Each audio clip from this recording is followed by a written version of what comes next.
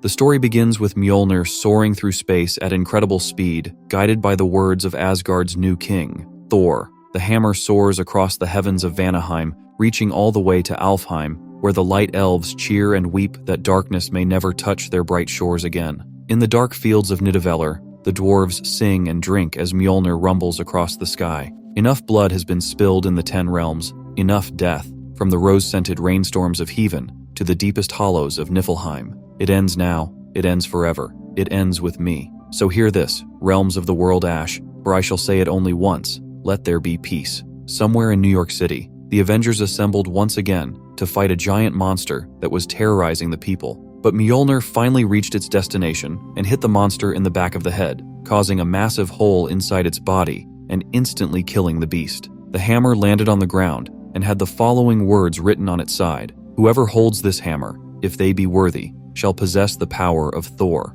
Iron Man wants to play a prank on Thor and asks if anyone has a Sharpie on them. Back in Asgard, Thor asks Lady Sif if she saw what an amazing hit he just did. Not even his father was capable of such a hit. He recalls Mjolnir back and asks her if there is anything else worth his time, but Lady Sif tells him to let her do her job and go do his job as a king. But Thor noticed something was written on the side of his hammer, a message from Iron Man. "Nice shot. Enjoy your retirement." Thor walks back on the Bifrost and returns to the castle, but something was bothering him. The story then jumps to Broxcon, a small town somewhere in Oklahoma. Adam Aziz was a local mechanic and working on fixing a car, when out of nowhere, something crashed in the field next to his shop and created a powerful explosion. He rushed to see what it was and found Mjolnir resting inside a giant hole. Adam went down inside the hole, took out his phone and called someone. News travels fast in Broxcon, and in the next few hours, the sinkhole was surrounded by news reporters and locals, all trying to catch a glimpse of the mighty hammer. Pretty soon Iron Man arrived and asked which one of them was Adam Aziz.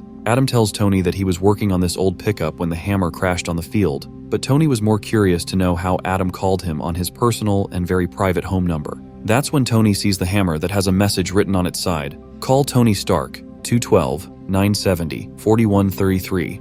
Thor sent Mjolnir to Earth and wrote Iron Man's private number as a joke, his way of getting back at Tony for writing on Mjolnir earlier. The people were curious and asked a lot of questions. Someone even asked to pick it up, but Tony said that nobody can pick up the hammer. But that's when the message written on the side of the hammer changed. It now said, "Pick it up." Adam was curious and wanted to give it a try, so he touched the hammer and much to his surprise, he was able to lift the hammer. Doing so transformed him, and Adam became the god of mechanics. In that moment, the people went crazy and surrounded Adam wanting to take pictures and ask even more questions. But Tony used a small EMP to disable their phones and cameras. Tony tells Adam none of this is his fault and asks for the hammer, saying that this isn't his origin story. The mechanic agrees and wants to give the hammer to him. But in that moment, a powerful lightning struck Tony that sent him hundreds of feet into the dirt. Thor arrived and offered his apologies to Adam for any troubles he might have caused him. He says he owes him a favor and asks for the hammer back, but before Adam could return what wasn't his, Iron Man steals Mjolnir and says he isn't getting it back until the two of them have a little chat.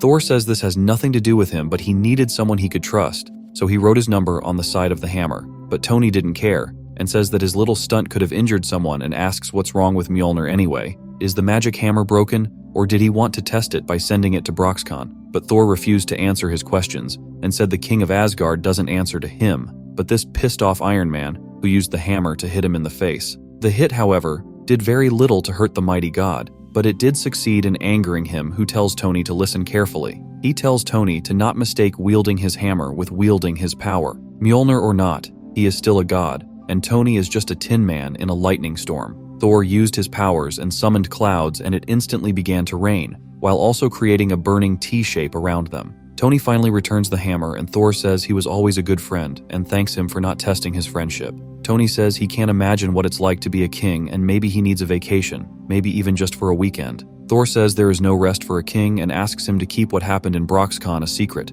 He doesn't want the word to spread that everyone can wield Mjolnir now. Adam tells Thor he doesn't need any favors, but if it wouldn't be too much trouble, he would like very much to fly. Thor agrees and lets Adam enjoy the power of the hammer just a bit longer. Both of them fly around and Thor tries to teach him how to land. Adam says he always wanted to fly just like the Avengers and prayed that maybe one day he could do it. And Thor made his prayer come true today. He thanks him and then strikes the ground with the hammer, reverting back to his human form and his mechanic clothes. Adam gives Thor one final piece of advice and says that usually as a mechanic, he fixes most problems by turning something off and turning it back on again. But if that doesn't work, he usually hits stuff with a hammer until they do.